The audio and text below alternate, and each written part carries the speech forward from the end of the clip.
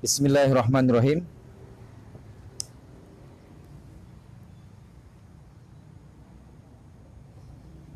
Assalamualaikum warahmatullahi wabarakatuh.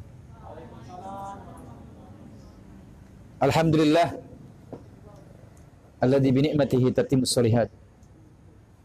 Asyhadu an la ilaha illallah wahdahu la syarikalah. Wa asyhadu anna Muhammadan abduhu wa rasuluh. Amma ba'd. Para ustazah, pembina dan pengajar Rumah Quran Ashabul Kahfi yang berada di Tanjung Balai, mari pada kesempatan pagi hari ini menjelang duhur kita kembali bersyukur pada Allah Subhanahu wa taala yang telah memberikan pada kita kesempatan hidup di dunia.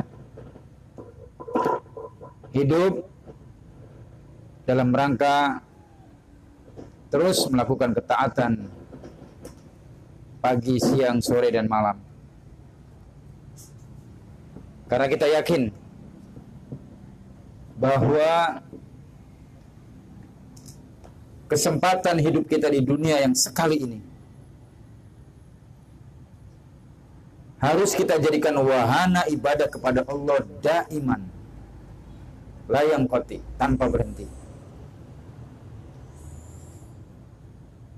Jangan ada hari-hari kita, jangan ada waktu-waktu kita terbuang sia-sia. Karena ingat bahwa setiap waktu yang kita lewati besok akan ada hisabnya. Bahkan baju-baju yang kalian pakai, sepatu dan sendal yang kalian beli,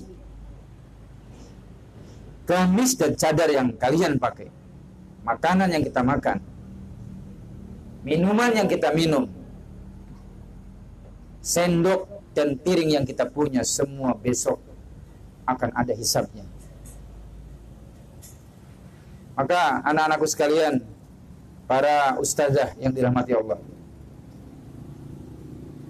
jadikanlah Rumah Quran Ashabul Kahfi ini wahana tempat kalian melakukan ketaatan pada Allah.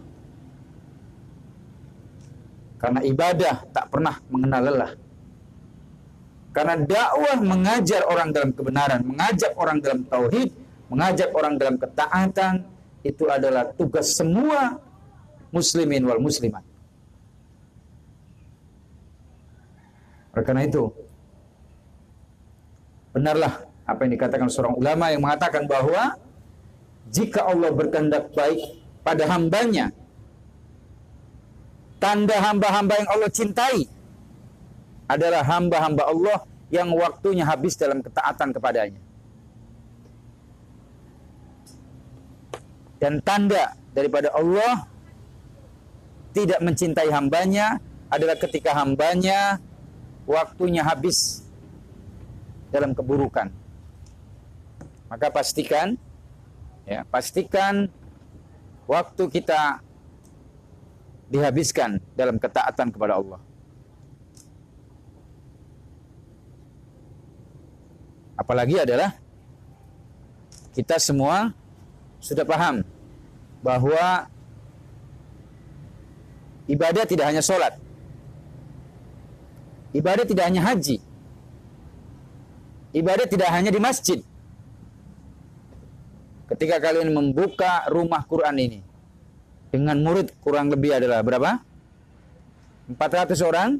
Maka jadikanlah ini wahana ibadah kalian pagi, sore, siang, malam. Bimbing anak-anak dengan baik. Tuntun mereka dalam ketaatan pada Allah. Ajari mereka Al-Quran. Karena setiap ayat yang kalian ajarkan pada mereka adalah tumpukan pahala yang tidak bisa ditukar dengan dunia dan isinya. Ustadz senang ketika melihat anak-anaknya dalam bertugas mengemban amanah umat ini. Waktunya habis untuk membimbing anak-anak dalam taat pada Allah. Saya tidak bangga ketika kalian datang ke pesantren, ke pondok, membawa mobil yang mewah, rumah yang mewah, tapi jauh dari ketaatan pada Allah. Tetapi saya bangga ketika melihat para ustazah dengan suaminya nanti naik sepeda ontel di pelosok-pelosok kampung, berjalan di atas gunung, bukit-bukit, lembah-lembah. Kalian membawa Iqra, kalian membawa buku Sakifah, cara membaca Al-Quran dengan baik, kemudian memberikan kebaikan dalam menuntun para akhwat, ummahat, anak-anak untuk bisa belajar Quran, tahsin, tajwid, dan terkait dengan Al-Quran. Itu yang lebih saya senangi. Itu yang sangat diharapkan oleh para ustadz di pesantren, bahwa ketika kalian menjadi alumni, jadilah alumni yang hidupnya istiqomah tetap dalam ketaatan pada Allah. Catat, surat Al-Fussilat ayat 30 paling kiri sebelah atas. Bahwa orang yang istiqomah, maka mereka bersamanya Allah akan menurunkan malaikat. Alla takhafu wala tahzanu. Kata Allah, kalau kalian istiqomah jangan takut, jangan sedih. Para ahli tafsir mengatakan alla takhafu, jangan takut, artinya adalah jangan takut kalau kalian istiqomah lalu kalian meninggal dunia, anakmu, istrimu, suamimu, hartamu Allah yang menjaga. Itu makna alla takhafu. Wala tahzanu, jangan sedih. Artinya adalah jangan kalian sedih karena besok di alam kubur istiqomahnya kalian di jalan Allah, dalam ketaatan pada Allah, akan Allah mudahkan kalian di alam kubur, di alam barzah, di padang mahsyar. Bahkan Allah katakan berita gembira untuk orang yang istiqomah, yaitu surga allati kuntum tu'adun, surga yang Allah janjikan buat kalian kalau kita istiqomah. Kata para ulama, istiqomah itu ada 3. Ada berapa? Ada 3. Pertama, istiqomah di atas tauhid. Quran surat Luqman ayat 10 hingga ayat 20 juga menyebutkan bahwa pendidikan terbaik buat anak-anak nomor pertama adalah pendidikan tauhid dengan kalimat ya bunayya la tusyrik billah inna syirka la dzulmun adzim. Jadi pendidikan pertama yang paling baik buat anak-anak kita adalah pendidikan tauhid. Matematika, kimia, tata boga itu nanti. Tauhid kuatkan.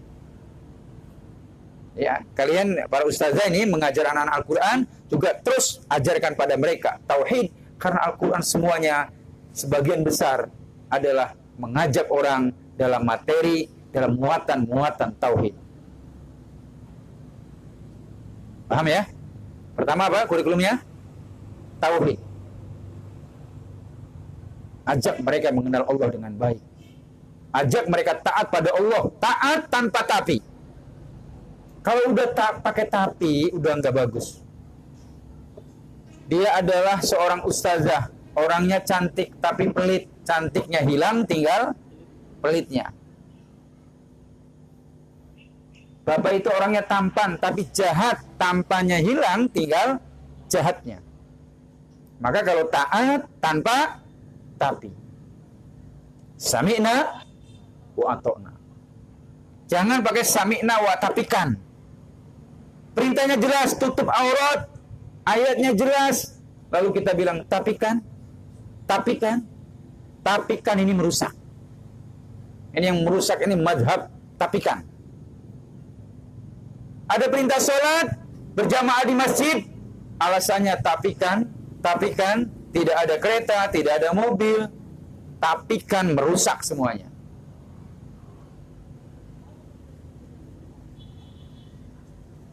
Perintahnya jelas, ajarkan kebaikan, dakwah. Tapi kemudian kalian punya alasan tapi kan, gara-gara tapi kan semua hancur.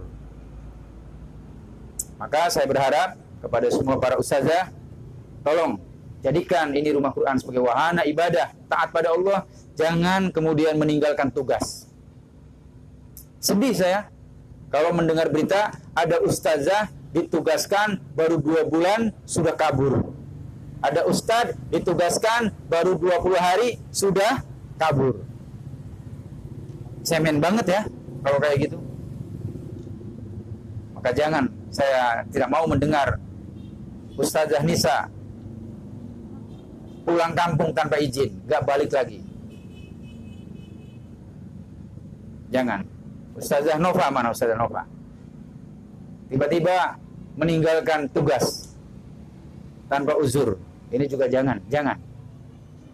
Maka jadikan sekali lagi, jadikan mengajar ini, mendidik ini untuk wahana ketaatan pada Allah. Isinya adalah ibadah, muatannya adalah ibadah. Maka saya senang melihat anak-anak muda seperti kalian. Ya, usianya masih sangat belia. Ustazah-ustazah yang luar biasa, membina tanpa pamrih. Mudah-mudahan dengan kunjungan